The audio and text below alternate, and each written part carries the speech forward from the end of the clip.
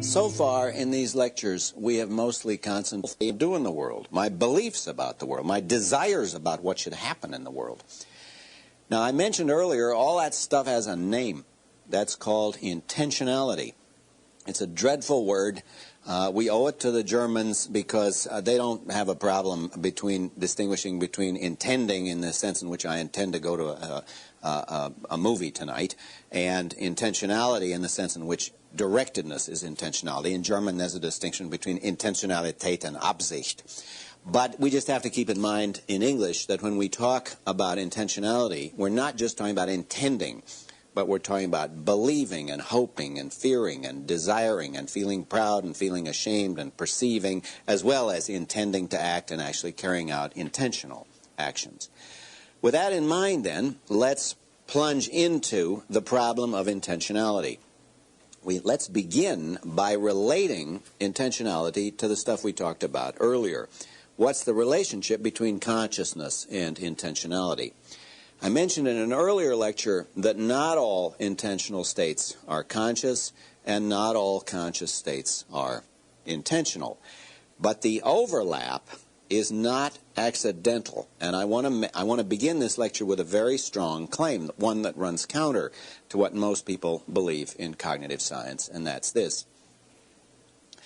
Unconscious intentional states, unconscious beliefs and desires and rule following and so on, are understood as mental only to the extent that we understand them as the sort of thing that could be conscious.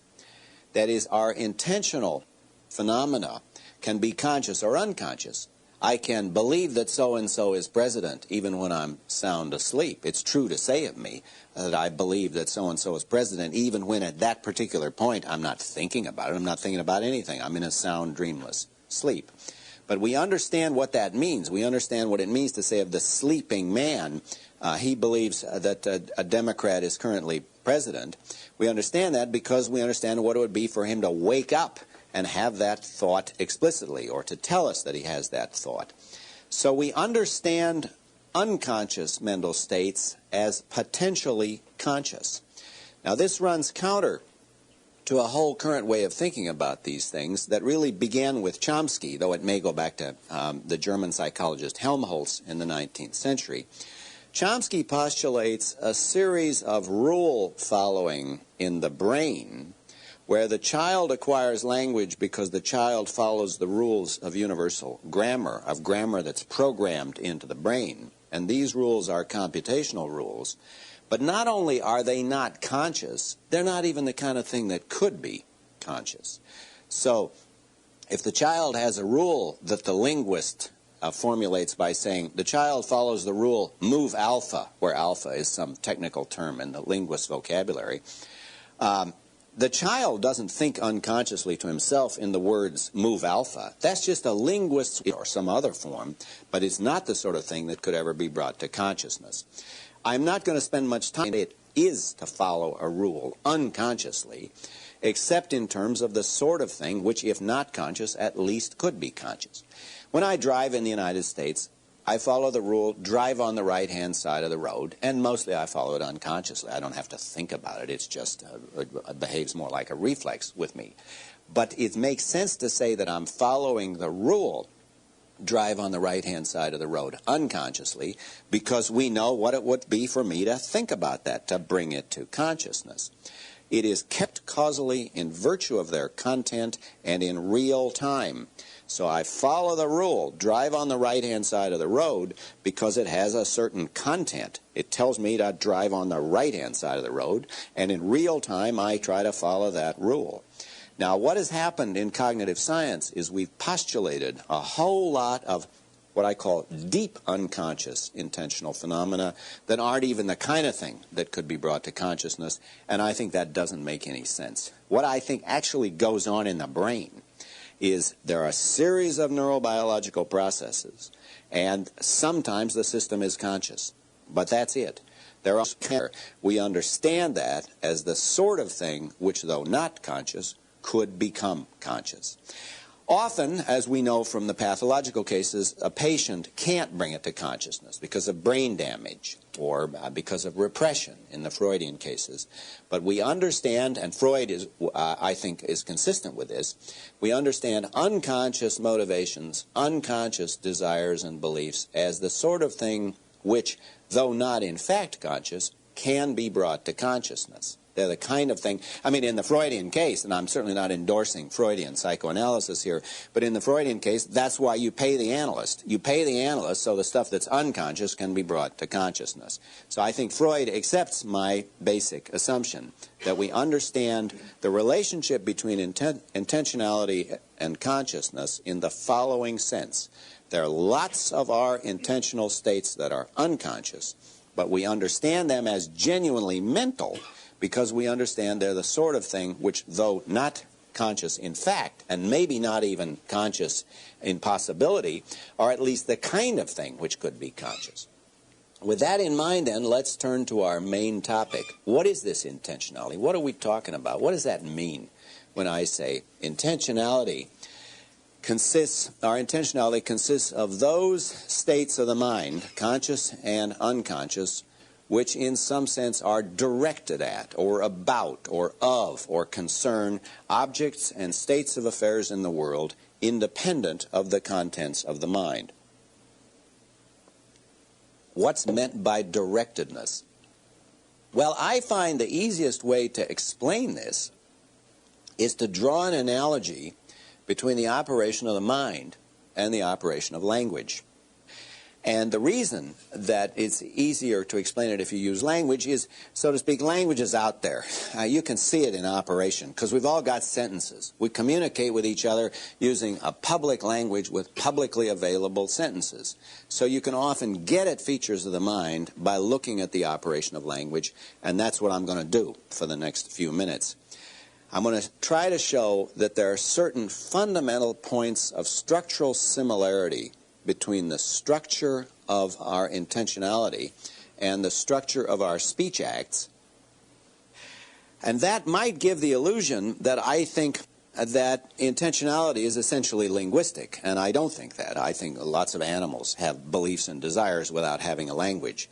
I'm going to use language as a pedagogical device to teach us something about the structure of intentionality.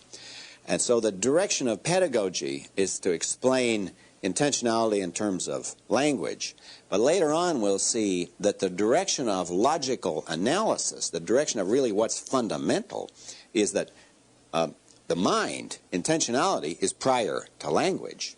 So we explain intentionality by using the analogy with language, but we analyze language in terms of the more basic biological phenomenon of intentionality.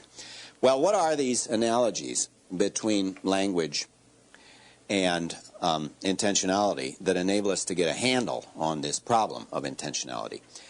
When we talk, we perform speech acts. All human communication consists in performing speech acts. We ask questions, we make statements, we give orders, we make promises, we explain things, we apologize, thank, congratulate, warn, and so on. All of those phenomena are called speech acts, acts of speech. Now, anybody who begins to work on speech acts, as I did for several years, discovers that there is an important distinction you need to make in the structure of the speech act.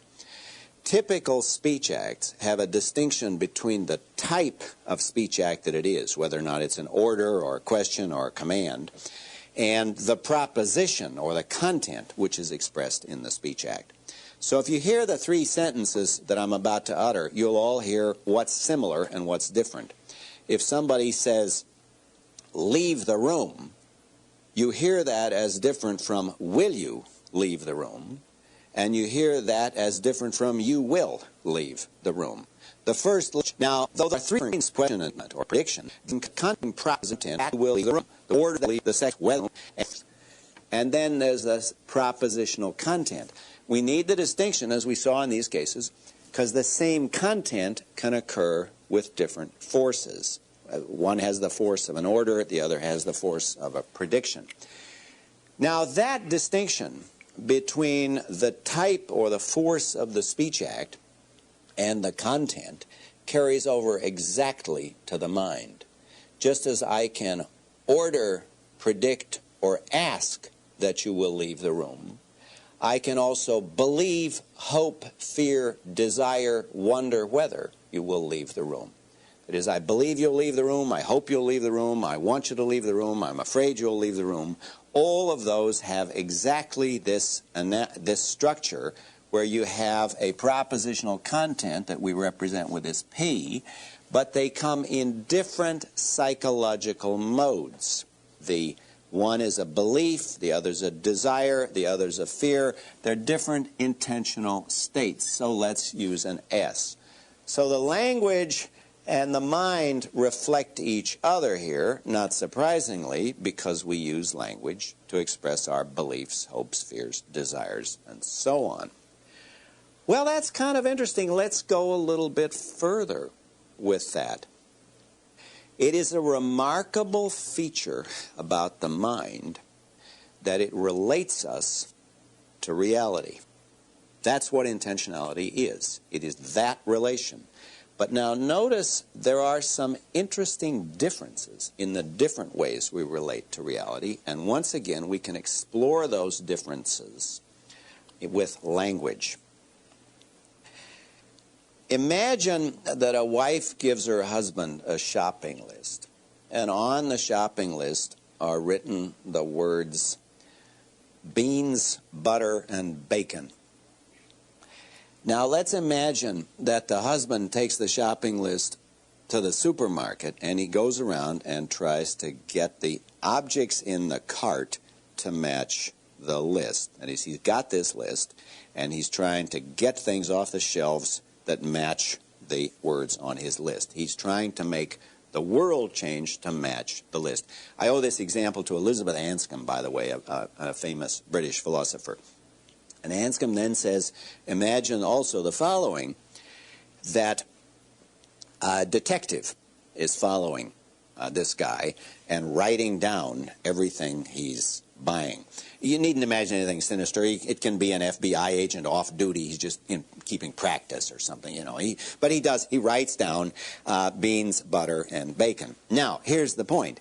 When they get to the checkout stand, both husband and detective have identical lists, right? It says beans, butter, and bacon.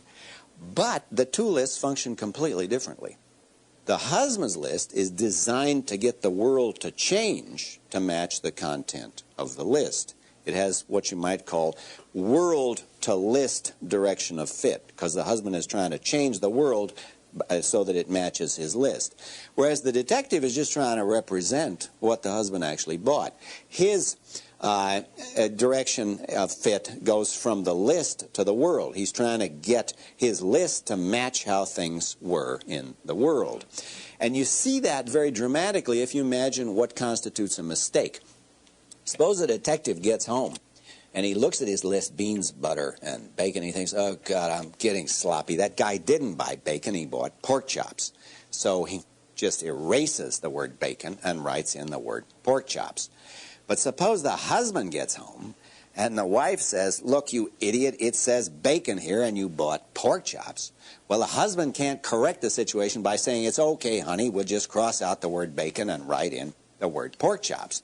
Why? Why not? Why can the detective fix up his list by just changing the list, whereas the husband can't fix things up by just changing the list? And the answer is because the aim of the husband's list was like that of an order.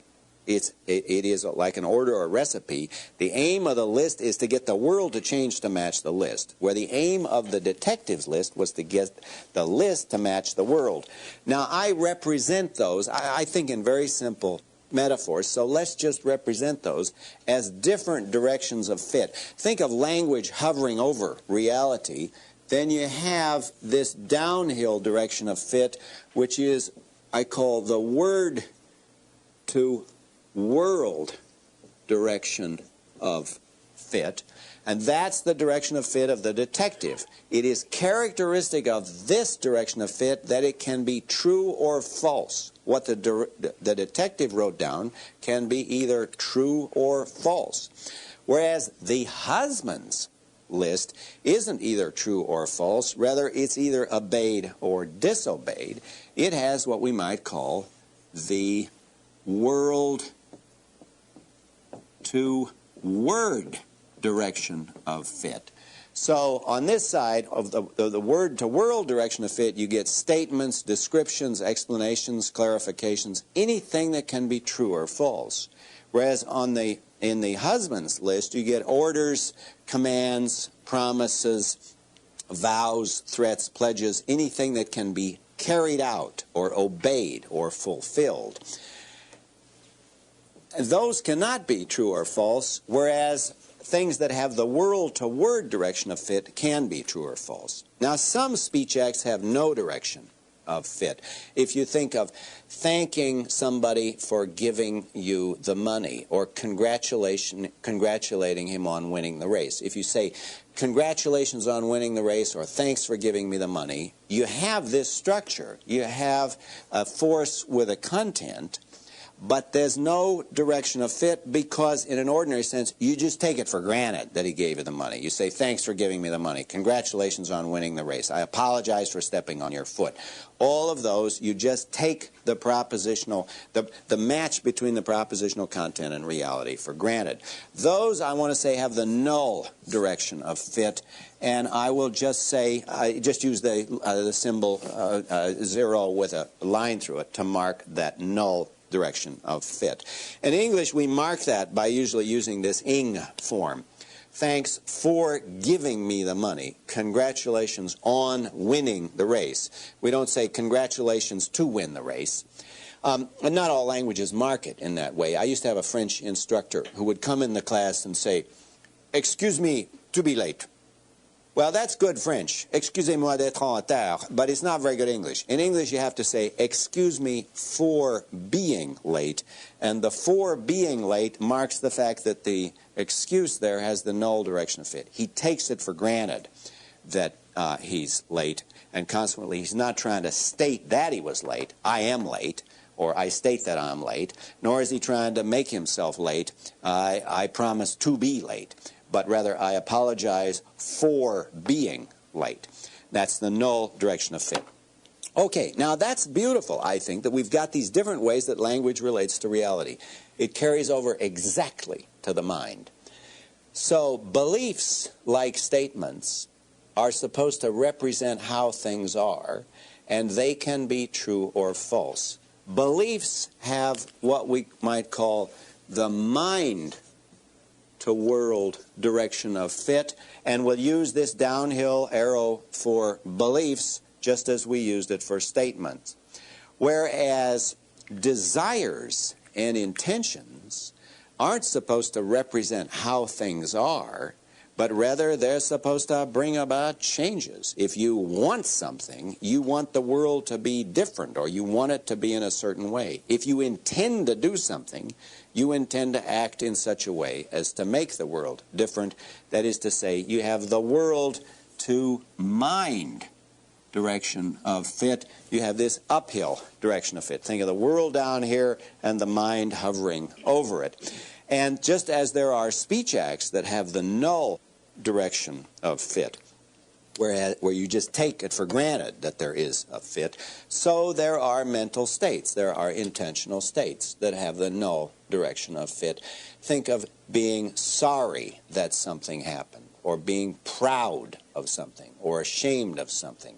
There, you're not trying to make it the case that the world changes, nor are you trying to represent some state of affairs. If you're proud of that your ancestors came over on the Mayflower, then you're just taking it for granted that they came over on the Mayflower, and you have a certain attitude toward that. That is, you have this structure, but you have the null direction of fit. If you're ashamed of your behavior at the party, then you take it for granted that you behaved in a certain way, and you have this propositional content, but you're not having a feeling that can be true or false, nor one that can be fulfilled or unfulfilled, unlike beliefs, which can be true or false, or desires, which can be fulfilled or frustrated.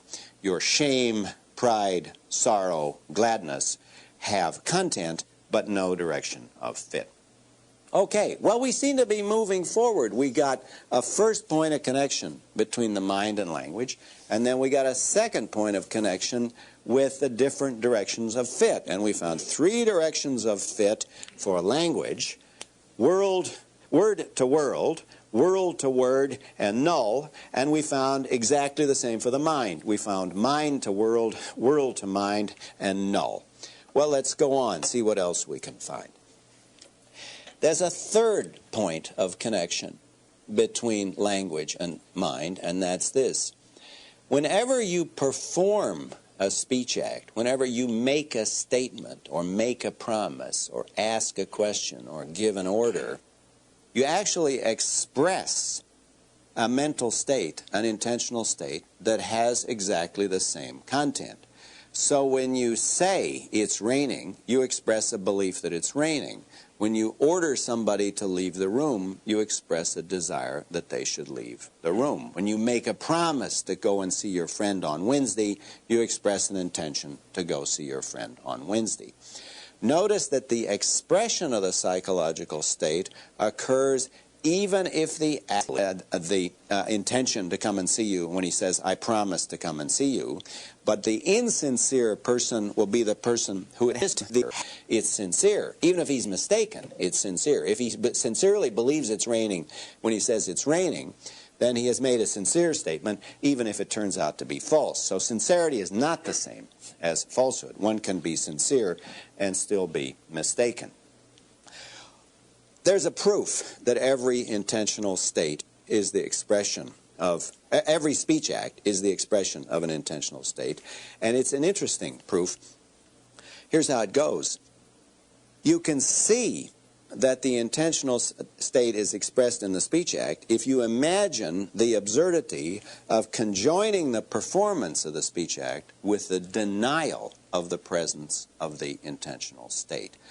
Now, that's not logically contradictory to say it's raining, but I don't believe it's raining. But there's something absurd about it, because if you say it's raining, you've already expressed the belief that it's raining.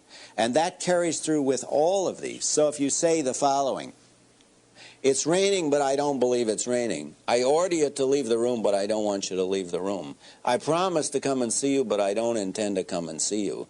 Congratulations on winning the race, but I'm not the least bit glad that you won the race. I apologize for stepping on your foot, but I'm not one damn bit sorry that I stepped on your foot. And thanks for giving me the money, but I'm not the least bit grateful that you gave me the money. Now, all of those sound ridiculous for the same reason, because in each case, you're denying the presence of a state you just expressed. Notice, however, it's perfectly possible for people to be insincere, for the guy to say, thanks for giving the money, and think to himself, I'm not at all glad that he gave me this. He owed it to me a long time ago. Or for the guy to say, congratulations on winning the race, and not feel the least bit of satisfaction that you won the race. I wish I had won that race. So you mustn't think that you actually have to have the state that you express in order to perform the speech act. But the point is, the criterion of sincerity is that in the performance of the speech act, you express a psychological state, an intentional state, and you will be sincere or insincere depending on whether or not you actually have the state you express. All right, but now we're getting close to our target. How shall we explain intentionality? Well, notice now, we've got this structure with the content. We have the different directions of fit, and these are related because the performance of one of these always involves the expression of one of those as its sincerity condition. But now notice, the statement will be true or false depending on how things are in the world and whether or not the world actually matches the propositional content. But what stands to the statements being true is what stands to the orders being obeyed, and that's what stands to the promise being kept. In each case, the speech act will match or fail to match the world, depending on whether or not the content actually matches how things are with one or the other of these directions of fit.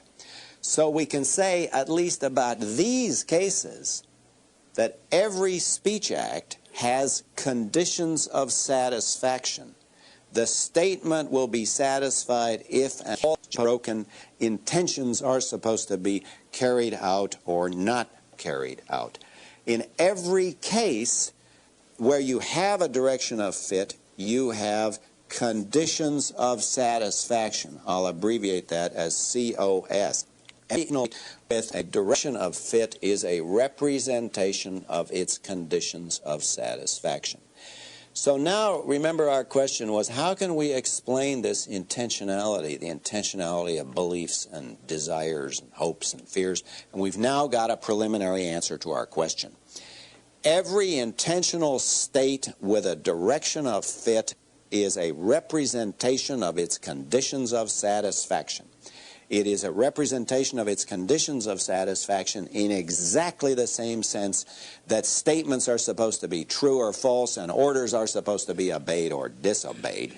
That is, the order will be satisfied if it's obeyed, frustrated if it's not obeyed. The statement will be satisfied if it's true and not satisfied if it isn't true, if it's false. And that clear notion of representation of conditions of satisfaction, which we already have for language, works exactly for the mind. There's a perfect mirror between the language and mind. So our first preliminary conclusion, now we're trying to give an analysis of intentionality. Our first preliminary conclusion is this: the key to understanding intentionality is representation, in a sense of representation that we're all familiar with because we talk all the time. We all know how to use language. Every intentional state with a direction of fit is a representation of its conditions of satisfaction, either with the mind to world direction of fit or with the world to mind direction of fit.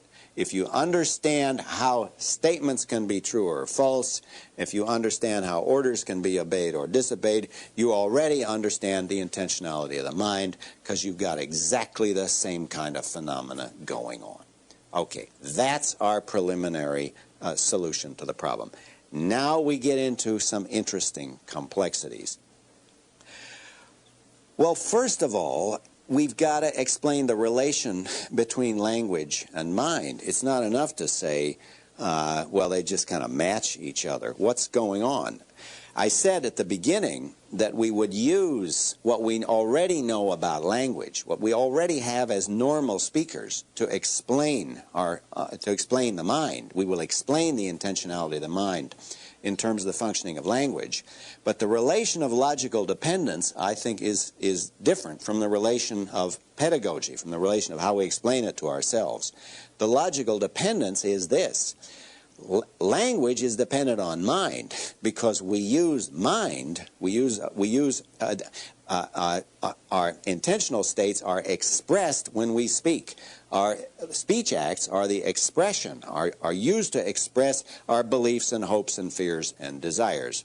And there's a word that we have in English for naming the relation between mind and language, whereby we convert the intentionality of the mind to the intentionality of language. That word is meaning.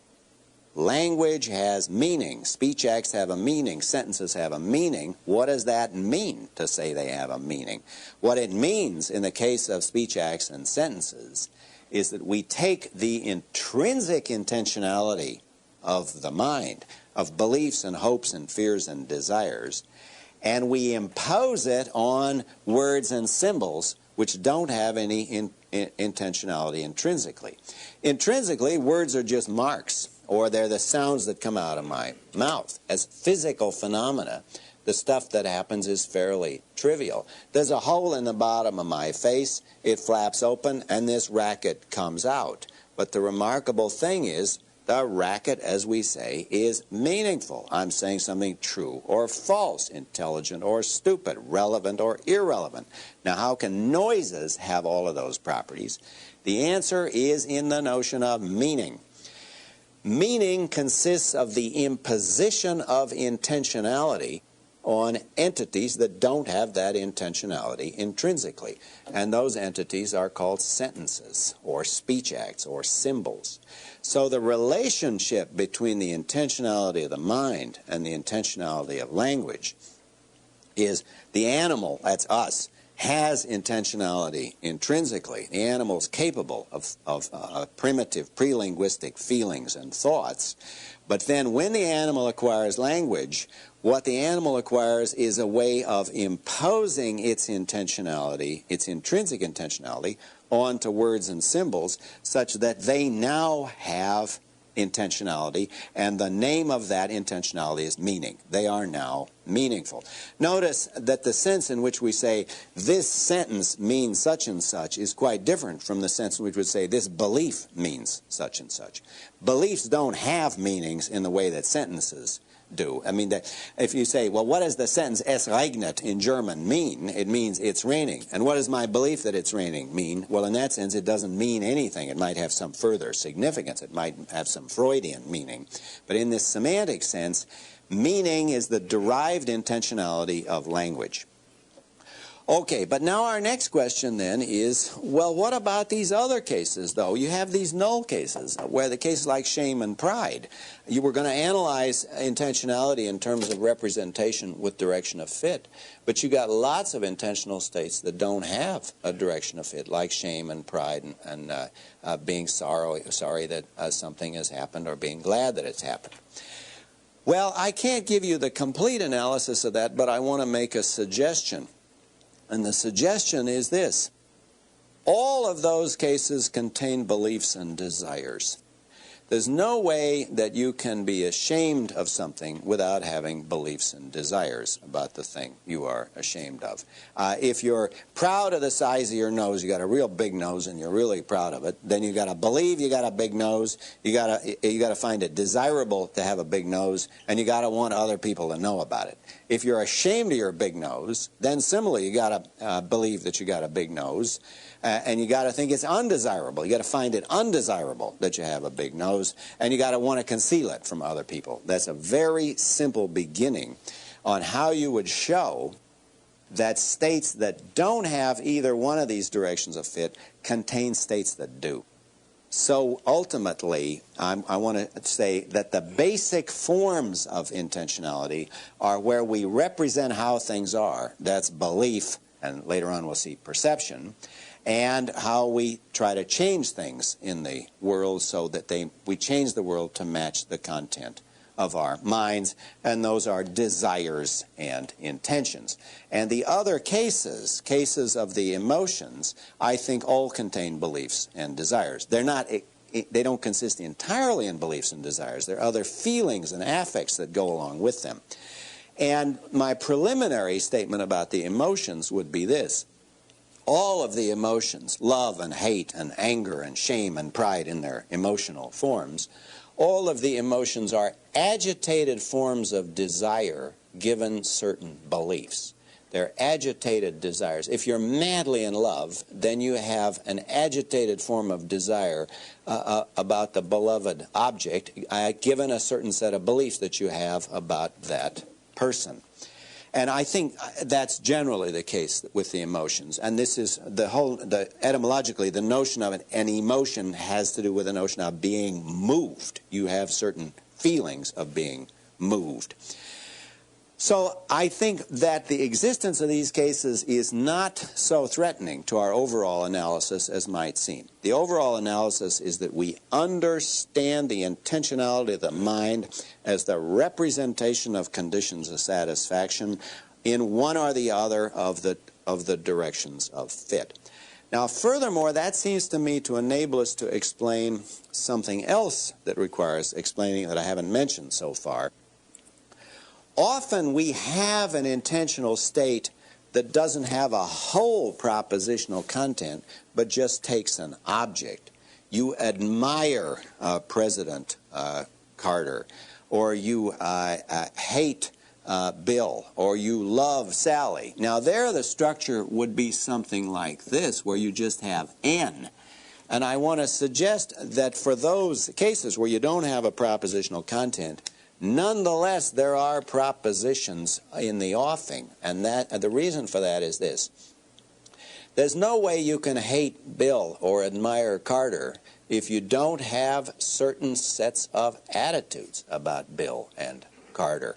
If you admire Carter, then you've got to believe certain things about Carter. You've got to believe that he has certain traits or has done certain things. Furthermore, you've got to find those, if you admire him, you've got to find them admirable. So just as in this case, that is to say, you've got to find them desirable, the sort of thing that you are glad happened, the sort of thing you desire to have happened. So just as in these cases, we found that there's a cluster of beliefs and desires that tend to form the guts of any intentional state that lacks one of these directions of fit. To put it in words of one syllable, things like shame and pride can only exist in a network of beliefs and desires. And though shame and pride as such don't have a direction of fit, beliefs and desires do. And what goes for shame and pride goes for love and hate and admiration. They don't have even a whole propositional content, but they do have contained in them beliefs and desires, and those beliefs and desires have a propositional content and a direction of fit. All right, now we're getting closer to our target, but we need to introduce a notion that's been implicit, and I want to make it. You never have the imagine that there was a point where so-and-so decided to try to run for the presidency of the United States. There must have been a point when Clinton made up his mind in Arkansas that he was going to try to run for the presidency of the United States. Now ask yourself what he has to believe and desire in order that he can have that intention. Well, he's got to believe the United States is a republic, that it has elections, that they have, that there are two parties, that you typically run by getting the nomination of the party, that you have to get people, he's got to want that people would vote for him, that want that people will give money to support his campaign. That is, if he thinks that you run for the presidency by rolling down a grassy hill, swallowing a mouthful of grass on each roll, then he doesn't have our sense of intending to run for the presidency, because our sense of intending to run for the presidency only exists in a large network of intentional states. Now that view, the view that any intentional state, any intentional content only functions, only determines its conditions of satisfaction in relation to other intentional states, that view has got a name. That's called holism, intentional holism. And that's, we pronounce it H-O-L-I-S-M, holism, but that's just because it's too hard to say holism. It doesn't mean it's got a hole in it. It means there's a whole mess going on there. And this holism is a recognition of the fact that any intentional state only works, only determines its conditions of satisfaction, only functions in relation to a whole network of other intentional states. But I want to say, and this is the last notion I'll introduce, even the network isn't enough. Because if you try to list all of the elements in the network, all the things that Clinton had to believe and desire in order that he could intend to run for the presidency, you'll really reach things that are just too fundamental for that. I mean, I guess you have to take for granted that voters vote when they're conscious, and that voting goes on at or near the surface of the earth. I mean, if he thought all the elections were going to be held on the moon, he'd certainly run a different kind of campaign. But it seems kind of silly to say, well, he thinks it's going to go on down here, because that's the kind of thing you just take for granted. And I want to say, in addition to the network, we need what I call the notion of the background. Intentionality only functions against the background of what's taken for granted. What's not even, it's too fundamental even to be believed. What consists in the set of attitudes and presuppositions and stances and dispositions, which is part of our taken for granted background of how we are and how the world works. And that is the background on which the network of intentionality rests. All right, now I've given you a rather hefty dose of philosophy in this lecture, and let me briefly summarize it. The basic ideas are very simple. We're trying to analyze intentionality. We're trying to get an explanation of it. We're not reducing it to something else. All of our, our explanations are in one sense circular, because we use intentionality to explain intentionality. We're not trying to eliminate it. We're trying to show how it functions. And here's how it actually works. The notion of intentionality that we use for beliefs and hopes and fears and desires can best be understood by showing the connections between intentionality and speech acts. Just as speech acts typically have a structure of the force of the speech act and the content, so intentional states have a parallel structure. Not all intentional states have a whole proposition like speech acts. Some of them just refer to a particular object. But they relate to reality in different ways. There's the word or mind to world relation that can be true or false, that's characteristic of both statements and beliefs and that whole family. But there are others where the world is supposed to relate to the word or the mind, and that is characteristic of orders, commands, and promises, as well as hopes and intentions and desires. Some have the null direction of fit. There is a close connection because every performance of one of these has one of those as its sincerity condition. And the whole structure is best understood in terms of the relation of satisfaction. Every intentional state with a direction of fit is a representation of its conditions of satisfaction. We understand all of that against the presupposition that this comes to us in a holistic network, that our lives are a holistic network of experiences, of intentional contents, and we're able to operate with these intentional contents because we have a set of background capacities. Now, I think intentionality is the fundamental relation by which we as conscious agents relate to the world. And in the next lecture, we'll see how it applies to perception and action.